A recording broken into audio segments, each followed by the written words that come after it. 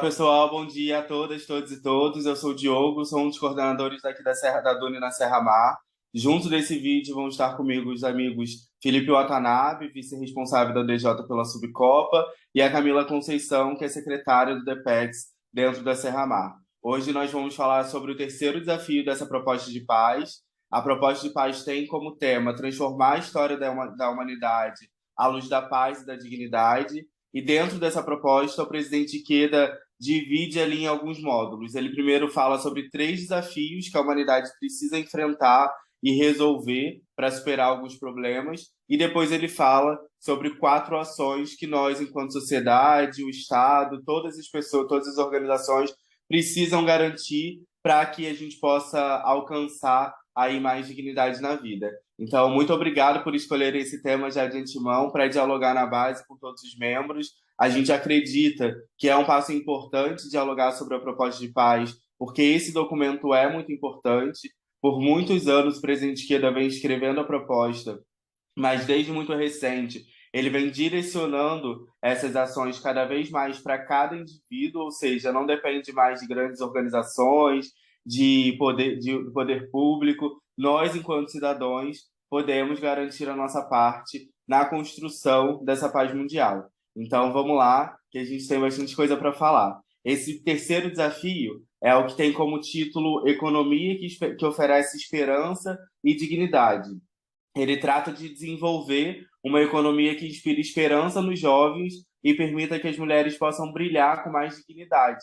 Então, o presidente Ikeda entende lá todas as dores e todas as questões causadas por conta da pandemia, mas ele diz que a gente não vai resolver o problema econômico se a gente não focar nesses 2 pilares. A gente garantir esperança para os jovens e fazer com que as mulheres brilhem com mais dignidade. A recuperação econômica é demanda urgente, mas a menos que possamos aliviar a sensação de medo e de incerteza de tantos jovens e acender a chama da esperança no coração deles, não só as perspectivas econômicas, mas todas as esperanças de desenvolvimento social saudável permanecerão na escuridão. Então ele entende, né, que se o jovem continuar com essa sensação de medo e de incerteza no futuro, a gente não vai ter a construção de uma sociedade mais saudável, de um desenvolvimento social mais saudável, que é aquilo que a gente mais tem lutado nos últimos tempos. O presidente Ikeda já inicia essa proposta com um tema muito importante. Ele analisa o cenário mundial,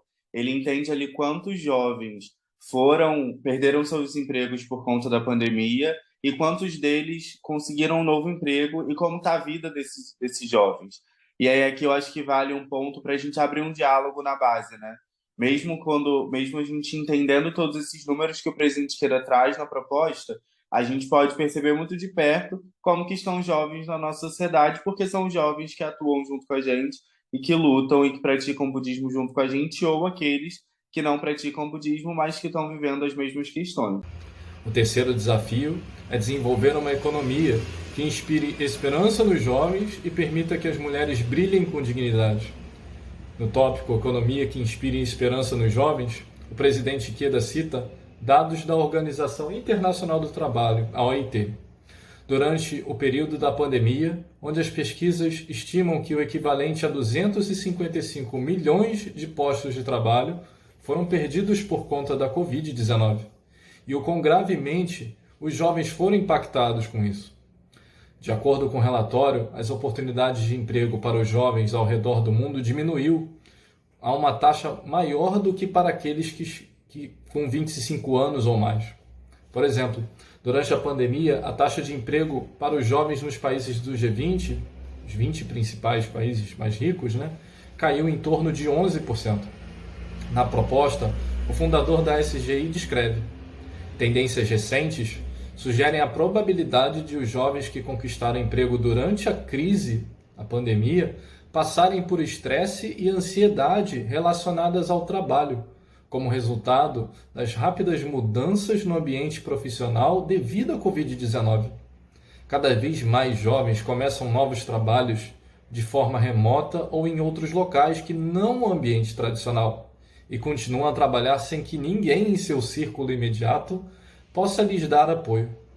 A pandemia criou maiores dificuldades financeiras para muitos lares e os jovens sentiram de maneira mais acentuada o peso dos débitos estudantis, ou a ausência de oportunidade de desenvolver as capacidades que precisam para as suas carreiras.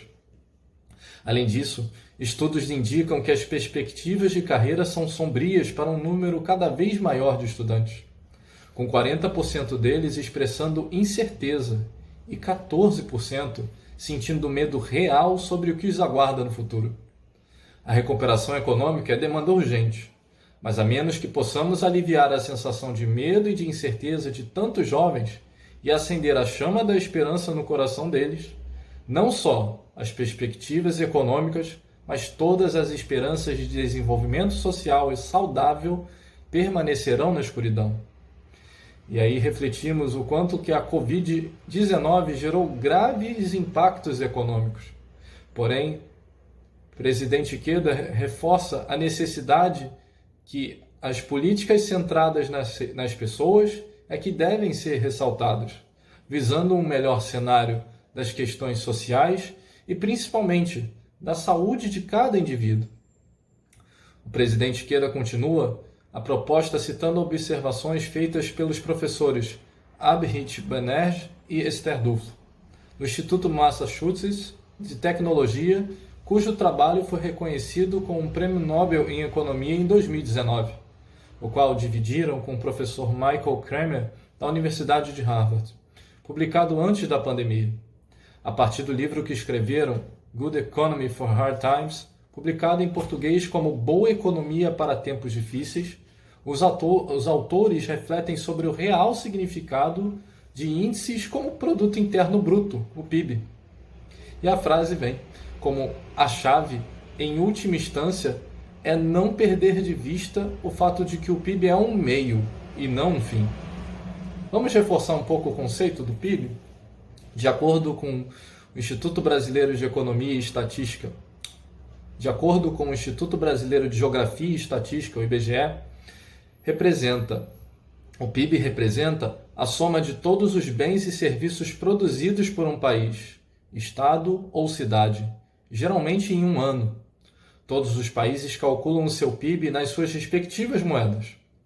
O PIB não é o total da riqueza existente em um país. Esse é um equívoco muito comum, pois dá a sensação de que o PIB seria um estoque de valor que existe na economia como uma espécie de tesouro nacional. Na realidade, o PIB é um indicador de fluxo de novos bens e serviços finais, produzidos durante um período. Se um país não produzir nada em um ano, o seu PIB será nulo. O PIB é um indicador síntese de uma economia. Ele ajuda a compreender um país, mas não expressa importantes fatores como distribuição de renda, qualidade de vida, educação e saúde. Um país tanto pode ter um PIB pequeno e ostentar altíssimo padrão de vida, como registrar um PIB alto e apresentar um padrão de vida relativamente baixo. Assim, conseguimos compreender melhor que o PIB não é uma finalidade, mas sim um meio. Na proposta, o presidente Queda continua, alertando para o foco restrito à renda como lente distorcida, que por vezes levou a decisões políticas erradas. Os pesquisadores argumentam: restaurar a dignidade humana ao seu lugar central desencadeia uma reflexão profunda sobre as prioridades econômicas e os caminhos pelos quais as sociedades cuidam de seus membros, particularmente quando eles têm essa necessidade. Esse trabalho foi publicado no ano anterior à pandemia, mas acredito que a questão de construir uma economia que sustente a dignidade humana é mais relevante que nunca. A importância de se ter trabalho não é exagerada quando consideramos as prioridades econômicas como foco equilibrado e perspicaz sobre como ele pode reforçar a dignidade humana. Tema fortemente ressaltado por Banerjee e Duflo. Eu sou fã, apaixonado dessa visão mais humana do PIB, né? Acho que eu nunca tinha visto esse olhar e aí é só o olhar de Bodhisattva mesmo, o Bodhisattva da Terra, para compreender o PIB enquanto pessoas, né? Enquanto essa régua que dita a dignidade da vida humana. Enfim, fico muito feliz de ler isso dentro da proposta. E aí o Presidente Esquerda, então, traz mais uma outra questão que a gente já está um pouco mais familiarizado, que é a questão dos ODS, os Objetivos de Desenvolvimento Sustentável da ONU. A gente tem aqui, né, inclusive casado com o ODS, a Agenda 2030, que tem objetivos da nossa organização até 2030. E aí eu vou pedir, então, para o Watanabe explicar um pouco mais sobre esses ODS a partir da visão dessa religião humanística que é tão importante para a gente, né? A proposta segue citando as ODS, Objetivos de Desenvolvimento Sustentável. Elas representam um apelo global à ação para acabar com a pobreza, proteger o meio ambiente, o clima e garantir que as pessoas em todos os lugares possam desfrutar de paz e prosperidade. A sua origem é na ONU no ano de 2015. Foi proposta a seus países membros uma nova Agenda de Desenvolvimento Sustentável para os próximos 15 anos, a Agenda 2030. As ODS são compostas por 17 objetivos. Existe também um relatório com acompanhamento destes objetivos, retratados a nível nacional pelo site odsbrasil.gov.br, com o status de cada objetivo, retratado em forma de indicadores. É bem interessante, depois pesquisem. Nesta proposta, é possível identificar, para estes trechos abordados, os seguintes objetivos: erradicação da pobreza, saúde e bem-estar, igualdade de gênero, trabalho decente e crescimento econômico, redução das desigualdades, consumo e produção responsáveis, paz, justiça e instituições eficazes, parcerias e meios de implementação. Estes objetivos são ações para as quais as Nações Unidas estão contribuindo, a fim de que possamos atingir a Agenda 2030 no Brasil. O presidente Queda especifica as ações dos professores Banerjee e Duflo na atuação do painel de pessoas eminentes na ONU, na contribuição pela elaboração das ODS, e se inspirou pelas atividades de um membro de uma determinada organização não governamental, de estrutura internacional. O fundador da SGI cita na proposta que esses integrantes da ONG e os professores participaram de uma das reuniões que visava oferecer oportunidades de emprego para pessoas que passaram pela pobreza. Entre os participantes dessa conferência em particular estavam uma enfermeira que ficou seriamente debilitada e incapacitada de trabalhar por vários anos após um acidente, uma pessoa que tinha sofrido com depressão severa e um homem que perdera a custódia do filho devido a comportamentos relacionados ao transtorno de déficit de atenção com hiperatividade. Essa ONG e suas atividades ofereciam aos professores algumas perspectivas para a reflexão sobre as políticas sociais. Uma delas era que o trabalho não necessariamente se concretiza depois de todos os problemas serem resolvidos e as pessoas estarem prontas, mas é parte do processo de recuperação em si. No livro, os autores também relatam o caso de um pai que conheceram. Ele foi capaz de recuperar a custódia do filho depois de obter trabalho. E o orgulho que o filho sentiu por ele estar trabalhando o inspirou. Nesse sentido, uma mudança na situação do homem produziu efeito cascata de felicidade para toda a família. Um dos ODS é oferecer empregos decentes para todos, incluindo as pessoas com deficiência. E o exemplo dessa família representa precisamente o tipo de mudança esperançosa almejada a partir da promoção das ODS. Na proposta de paz redigida em 2012, o fundador da SGI enfatizou que os esforços para conquistar os ODS deveriam concentrar-se não só em atingir metas, mas também em restaurar o sorriso no rosto daqueles que sofrem angustiados. Essa é uma prioridade que não podemos perder de vista enquanto lutamos pela recuperação econômica no pós-pandemia. Citando a necessidade de mudar a maneira como encaramos as pessoas atualmente ignoradas e abandonadas pela sociedade, Banerjee e Duflo argumentam: embora embora possam ter problemas, eles não são os problemas. Eles têm o direito de ser vistos como realmente são, e não de ser definidas pelas dificuldades que os acercam. Vimos repetidamente em nossas viagens para países em desenvolvimento que a esperança é o combustível que faz as pessoas seguirem adiante. O presidente Queda complementa que está completamente de acordo. Quando as pessoas ganham acesso ao tipo de trabalho, ao lugar que lhes permite plena manifestação de seu potencial único, o caminho se abre para as nossas comunidades e sociedades que sejam banhadas pela luz da dignidade. O presidente Queda mostra a necessidade de não só concentrarmos em prol do cumprimento das metas, porém entender como o cumprimento destas metas refletem na vida das pessoas.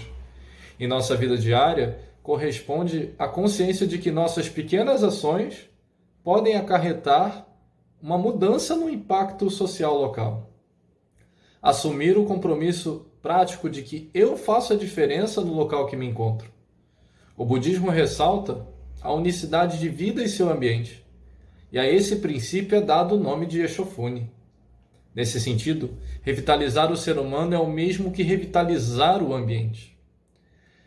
O presidente Queda, após basear nas informações divulgadas na OIT, Organização Internacional do Trabalho, o qual o enfoque para a recuperação da sociedade deve ser centrada no ser humano, propõe que essa ocasião sirva de plataforma para que os países compartilhem boas práticas e aprendizados sobre a Covid-19, bem como priorizem os esforços para assegurar condições de trabalho decentes e humanas para todos, com foco especial na melhoria e empregabilidade de jovens.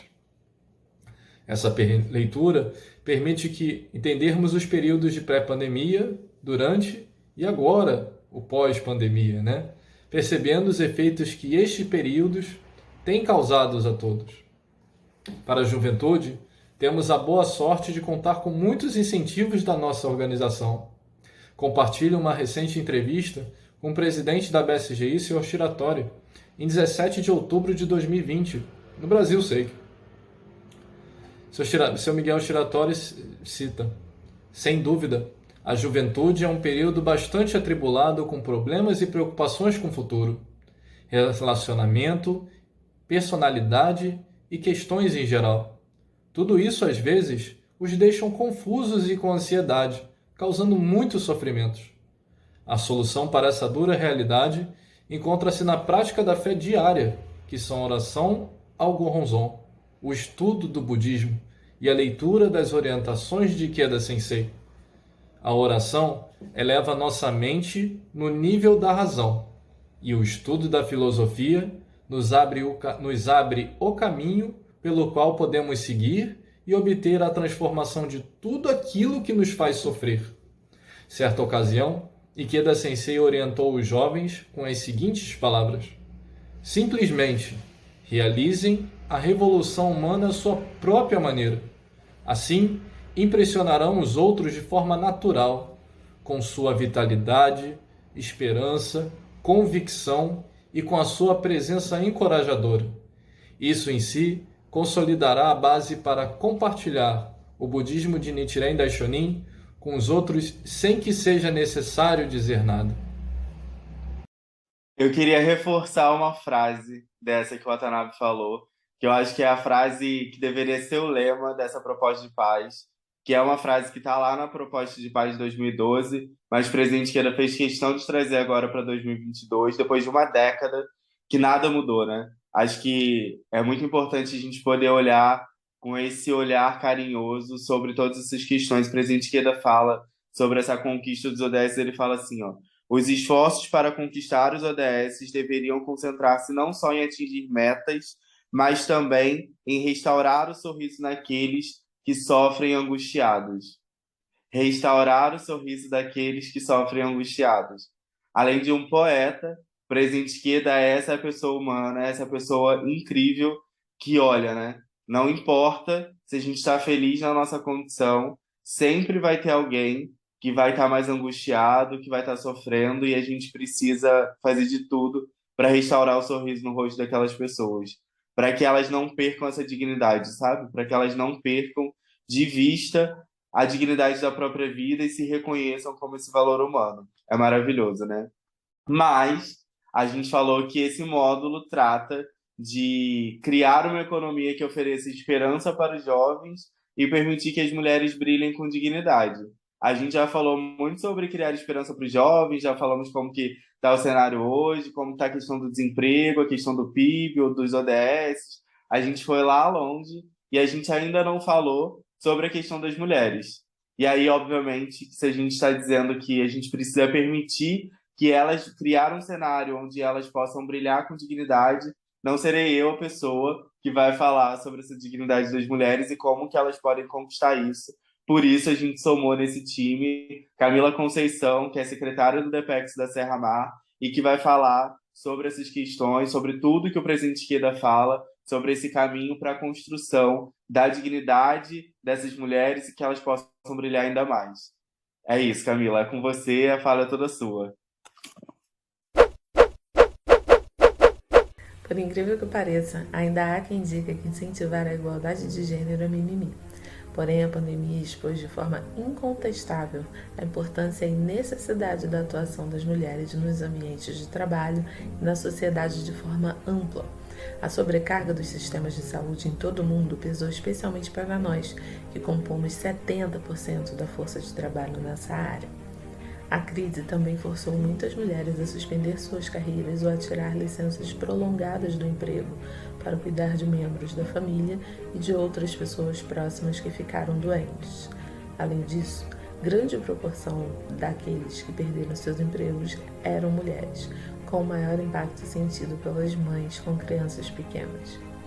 Quando falamos especificamente do nosso país, uma pesquisa do Instituto de Pesquisa Econômica Aplicada em 2015 apurou que 40% das famílias eram chefiadas por mulheres, e esta situação permanece com o passar do tempo, já que quando consideramos apenas os idosos chefes de família, também somos a maioria, segundo a Pesquisa Nacional por Amostra de Domicílios, também de 2015. Se afunilarmos ainda mais e olharmos apenas para a cidade do Rio de Janeiro, temos as mulheres respondendo por 81% do total de responsáveis inscritos no Cadastro Único para Programas Sociais do Governo. Isso nos dá o título de cidade brasileira com o maior percentual de mulheres chefes de família.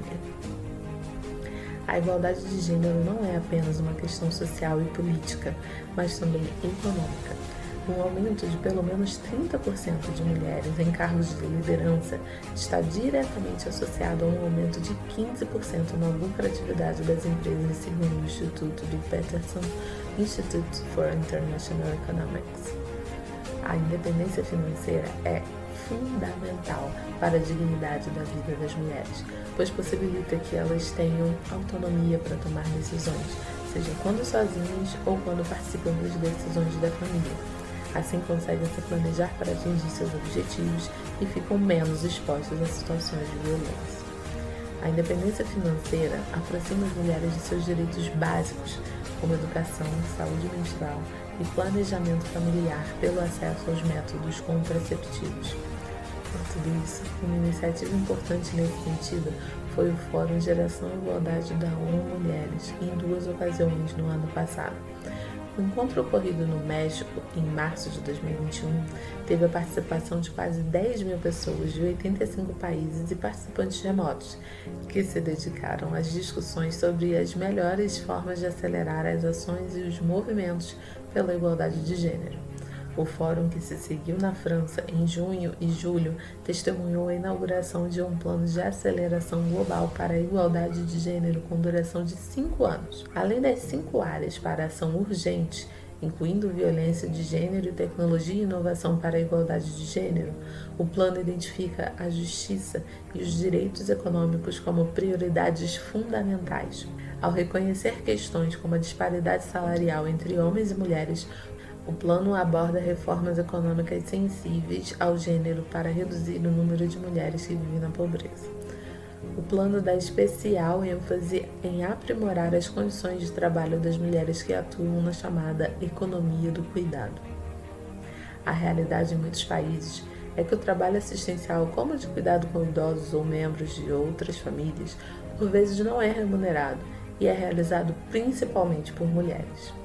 Em meio à crescente preocupação de que os trabalhadores dessa área carregam o fardo da pandemia, o Plano de Ação Global para a Igualdade de Gênero faz um apelo aos países para que adotem reformas abrangentes por meio de medidas como investimento de 3 a 10% da receita nacional para expandir as oportunidades e aprimorar as condições do trabalho assistencial. Esse ponto também foi enfatizado pelo Plano Feminista lançado pela ONU Mulheres em setembro do ano passado, o qual clama para que o cuidado seja colocado como centro de uma economia sustentável e justa. Estudos mostram que atualmente um grande número de pessoas no mundo requer algum tipo de assistência para conduzir a sua vida. Isso inclui uma estimativa de 1,9 bilhão de crianças abaixo dos 15 anos, 1 bilhão de pessoas acima dos 60 anos e 1,2 bilhão de pessoas com deficiência. Os investimentos públicos em trabalho assistencial não só reduziriam o fardo colocado sobre as mulheres, mas também gerariam impactos de longo alcance, melhorando as condições de vida de muitos outros grupos demográficos, incluindo crianças, idosos e pessoas com deficiência. Não podemos nos esquecer do papel essencial que o trabalho assistencial desempenha em levar a experiência indispensável de felicidade e dignidade para aqueles que recebem os cuidados. Uma maré de crescimento econômico não pode levantar navios que estão severamente danificados. No entanto, ao aprimorar o trabalho assistencial de forma a apoiar diretamente a dignidade de gênero e o empoderamento feminino, poderemos construir sociedades que fomentem a subsistência, a felicidade e a dignidade de incontáveis pessoas. Com base no espírito budista, filosofia que confere importância maior à felicidade e à dignidade de todos, a Soka Gakkai Internacional tem mantido esforços constantes e sólidos para promover a igualdade de gênero e empoderamento feminino. Em janeiro de 2020, quando a ONU Mulheres lançou a campanha Geração Igualdade, a Soka Gakkai Internacional e outras organizações baseadas na fé realizaram seu simpósio anual em Nova York, em colaboração com agências da ONU, onde discutiram maneiras pelas quais as comunidades religiosas podem contribuir de forma mais efetiva para o avanço da igualdade de gênero. Durante o mesmo simpósio ocorrido em janeiro de 2021, seus participantes reforçaram a certeza de que a superação das desigualdades de gênero, também por meio de medidas político-econômicas, será essencial na reconstrução e na recuperação da Covid-19. Hoje, a Soka Gakkai Internacional apoia esforços para empoderar mulheres em comunidades carentes de torvo na África, por meio do reflorestamento. O projeto, iniciado em janeiro do ano passado, em cooperação com a Organização Internacional de Madeiras Tropicais, apoia o reflorestamento e a proteção de recursos naturais em lugares onde houve rápida perda de cobertura vegetal, enquanto possibilita que mulheres conquistem meios de subsistência e de independência financeira. Já existem planos atualmente em curso para realizar uma segunda fase, na qual os participantes do programa visitarão outras comunidades para se dedicar ao aprendizado mútuo e ao intercâmbio de experiências e melhores práticas em desafios compartilhados. Não importa o quão crítica seja a época ou quão adversa seja a situação, os seres humanos são inerentemente capazes de trabalhar juntos para criar valor positivo e gerar ondas de mudança que podem transformar a época. A igualdade de gênero e o empoderamento feminino são a chave para superarmos a crise da Covid-19 e construirmos economias e sociedades que sustentem a dignidade humana. A Carta da Soka Gakkai Internacional foi adotada em novembro de 1995, no mesmo ano em que ocorreu a Conferência Mundial sobre a Mulher em Pequim, marco do ponto de partida de esforços dedicados a tornar a igualdade de gênero e o empoderamento feminino as correntes definidoras de nossa época. Com base nos propósitos e princípios da Carta da SOCHK Internacional, incluindo o compromisso de salvaguardar os direitos humanos fundamentais e não discriminar nenhum indivíduo, continuamos a nos dedicar à resolução de questões globais. Em novembro do ano passado, adotamos nova e atualizada Carta da SOCHK. Seus propósitos e princípios constam de 10 pontos, incluindo o fato de que, com base no espírito budista de tolerância, a organização respeitará outras religiões, promoverá diálogos e atuará em parceria para a resolução de questões fundamentais da humanidade. Expressa ainda nosso compromisso de contribuir para a conquista da igualdade de gênero e promover o empoderamento feminino. Parafraseando a Ana Fontes, fundadora da Rede Mulher Empreendedora, a mulher, quando melhora suas condições, principalmente financeira, investe mais na educação dos filhos, apoia a sua comunidade e assiste os seus familiares. Além disso, a mulher contrata outras mulheres que vão reagir a essa melhora da mesma forma, potencializando ainda mais pessoas. Qualquer semelhança entre essa situação e a teoria do valor de Sunesaburo Makiguchi não é mera coincidência. O Jesei Toda explica cada um dos pilares dessa teoria da seguinte forma: o valor do belo significa encontrar um emprego ou um trabalho que gostem. O valor do benefício corresponde a conseguir uma fonte de renda que proporcione um valor adequado para se sustentar. E o valor do bem significa encontrar um trabalho que ajude as pessoas e que contribua para o desenvolvimento da sociedade. Eu me despeço por aqui, mas fica ligado nessas iniciativas que demonstram que é possível aplicar a teoria de valor na prática. Maravilhosa, Camila. Muito obrigado pelas suas palavras. Muito obrigado por trazer esse tema tão importante. Quero finalizar aqui agradecendo muito a oportunidade de poder explanar parte dessa proposta de paz junto com a Camila, junto com o Felipe Watanabe. Acho que é importante a gente compreender o quão necessário é dialogar sobre essa proposta com todos os nossos membros e as nossas membros, para que a gente possa, de fato, transformar a história da humanidade à luz da paz e da dignidade, como o presidente Queda fala no título dessa proposta. A divisão dos universitários é apaixonada pela proposta de paz, mas a gente abraçou a missão de levar isso para a base juntos e juntas, para que mais pessoas, não só os praticantes do budismo de Nichiren Daishonin, mas toda a sociedade possa cada vez mais ter acesso a esse documento que é tão importante. Então, por favor, convidem a gente para dialogar sobre isso na base. Vamos dialogar com cada vez mais membros. Está liberado falar sobre um tema, 2, 3 ou 7 temas que vocês quiserem. E qualquer dúvida, só procurar a divisão dos universitários para a gente tirar todas as dúvidas e esclarecer ali tudo que for necessário. Muito obrigado por essa oportunidade. Tchau, tchau. Até a próxima.